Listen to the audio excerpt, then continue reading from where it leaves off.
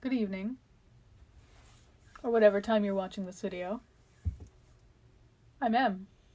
Today, I want to talk about colors, primarily how we see colors, and how it affects me as a makeup artist and cosplayer.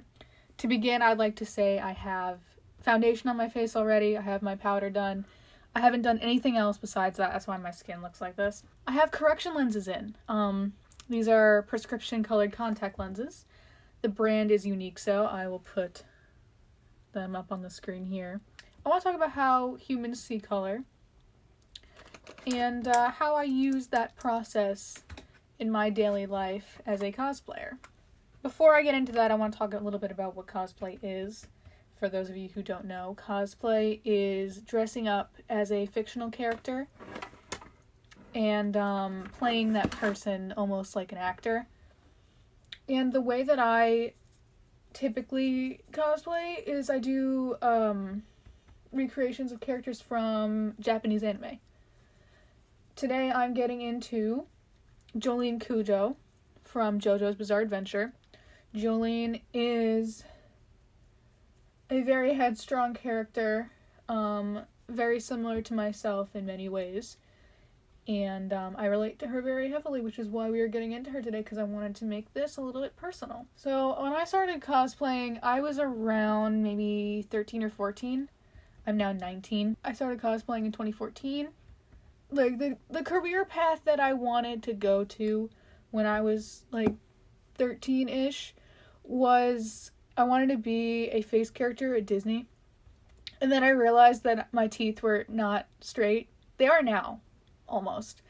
But I realized that I wasn't pretty enough for any of the characters, and that is a deep-rooted issue that I have to work out with myself, because now as an adult I realize that it's not about what you look like, it's about your feelings and your personality and how you feel, but that's a conversation for another day.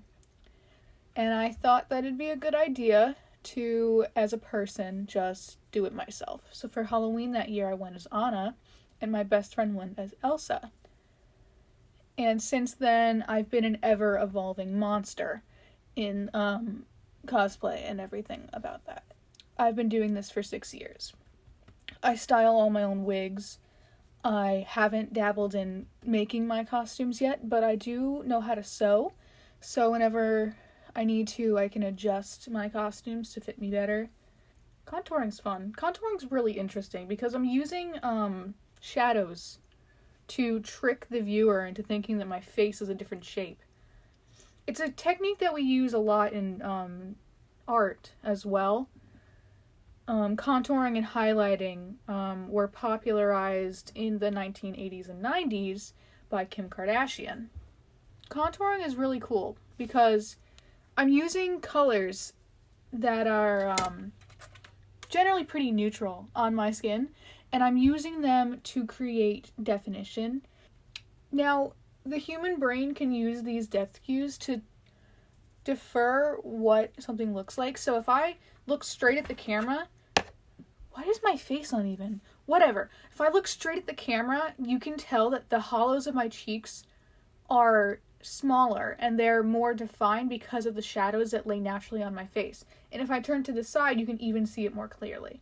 As a makeup artist, it's important for us to know what colors look best on our skin tone, and for that we need to pay attention to undertones. To get your undertone, you just look at your veins. I have blue and green, so I'm like neutral undertones. So when I buy foundations and I buy like powders and stuff, I make sure I buy things that have neutral undertones, or else I will look really strange, like a mess of colors, a mosaic of colors that don't make sense together. The human eye likes when things are aesthetically pleasing, and we can recognize when things aren't. We're going to get into our talk about color when I get to my eyeshadow, but I want to talk a little bit more about my experiences as a makeup artist, how far I've come as a person, I started doing makeup myself in like 6th or 7th grade. I started when I was doing my dance photos. My mom refused to do my makeup for me. And so I started doing makeup around then, and I progressively got better. Slowly I realized that if I was going to actually make cosplay into like a real hobby for me, I would have to start getting better at makeup and practicing. I'm not a professional. I want to be a professional really bad. Maybe one day it can be my side hustle. We've reached the point of the makeup tutorial where I really have to get in deep with this. And by in deep, I have to zoom you in so you can see my eyes. Welcome. We are now up close and personal. I hope you like the view. Jolyne is a character who wears a lot of greens and blues. Her hair is blue and green, so I'm going to use blues and greens for my eye makeup. Pigment is very weird. Compared to light, pigment is completely different. The way the pigment works, and I'm going to show you, right?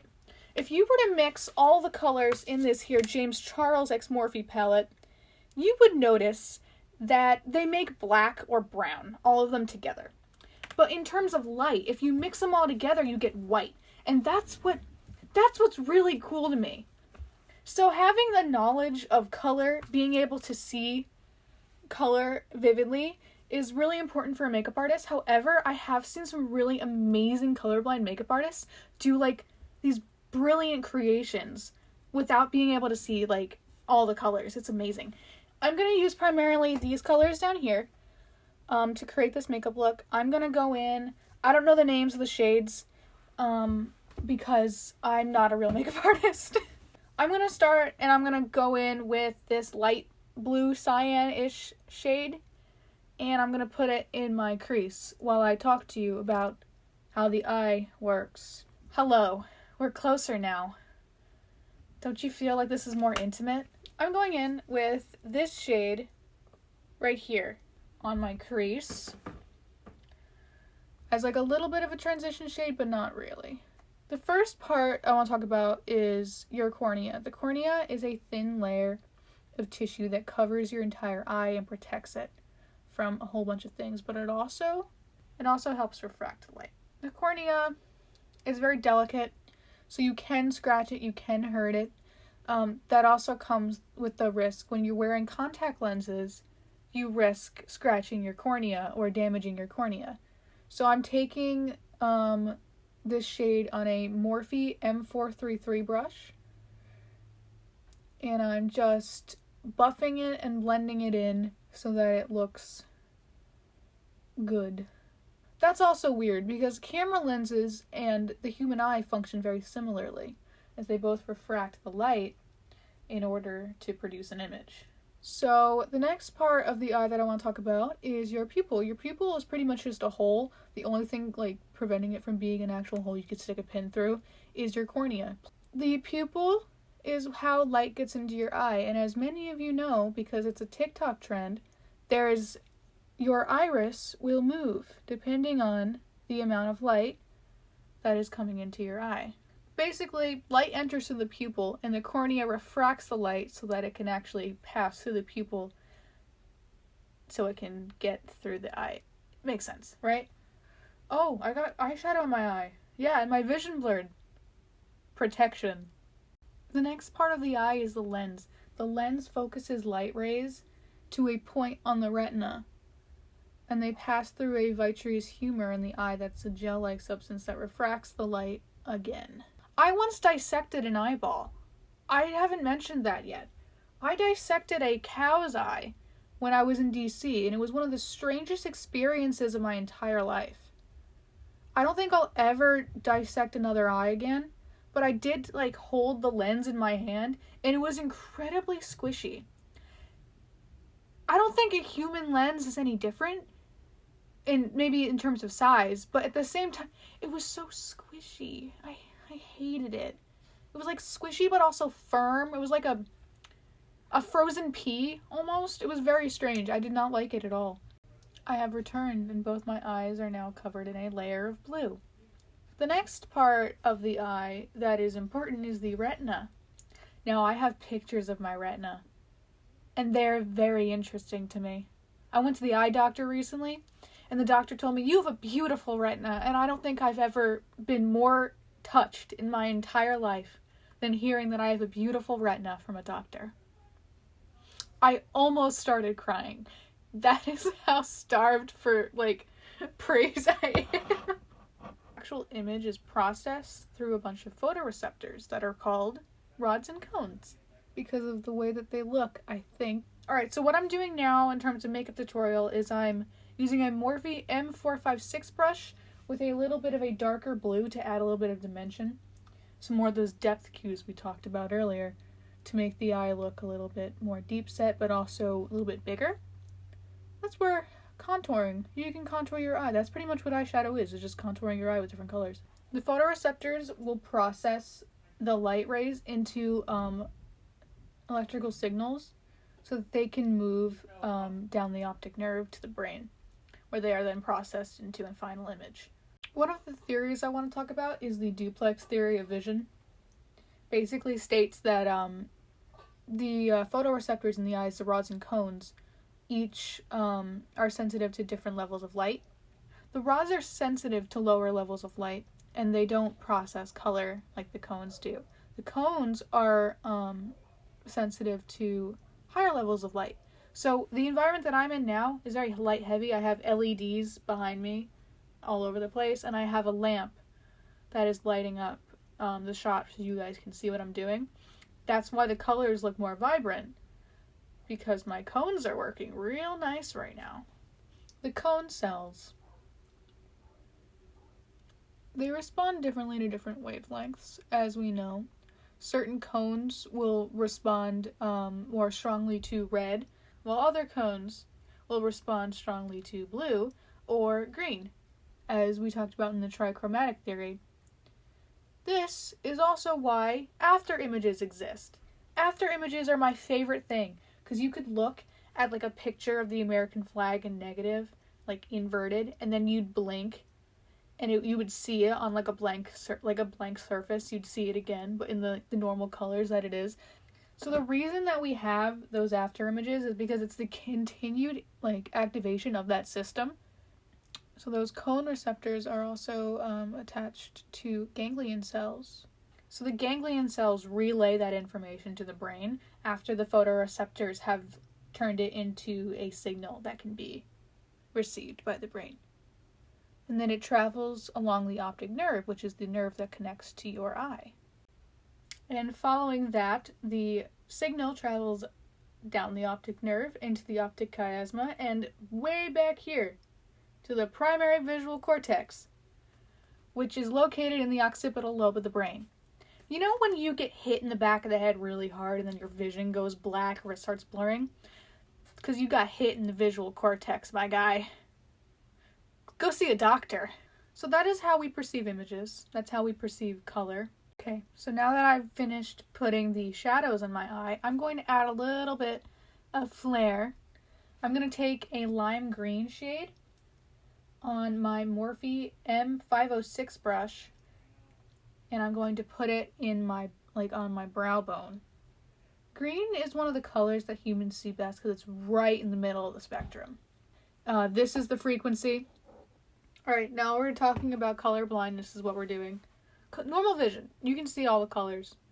You can process all of them. Your cones are all operational. Everything's fine. Protanopia. Thank you. Protanopia. Protanopia is when you are weak with seeing reds and greens. So you pretty much see in shades of blue and yellow. Tritanopia. Tritanopia. Okay. Tritanopia is when you're blue-yellow weak, so it's pretty much the opposite of protanopia. It's you'll see in shades of green and red and cyanish. And then you have monochromacy. Monochromacy is so fascinating to me because you'll see in black and white. Your entire life is just, It's a Wonderful Life. Not really, but It's a Wonderful Life. Black and white film. Completely. I refuse to watch It's a Wonderful Life in color. I'm just saying. Deuteranopia, it's kind of like protanopia. It's a matter of red-green weak versus red-green defective.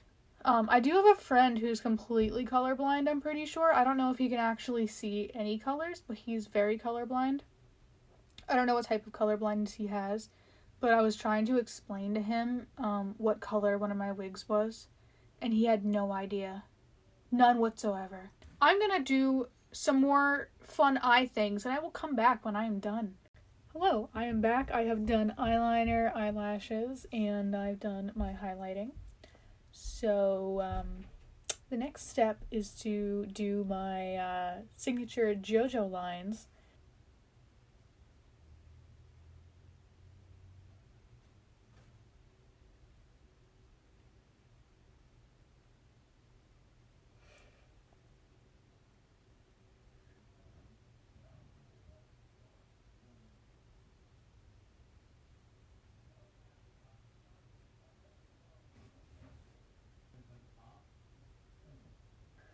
And that's the look. I'm gonna do my lips off camera because a magician never reveals her secrets.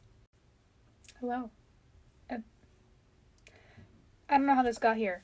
So, I finished the look. I have all my JoJo lines on, and I will be back with the finished look. Thank you for listening to me ramble about things that I find fascinating. Thank you so much for watching. And I'll see y'all later. Bye!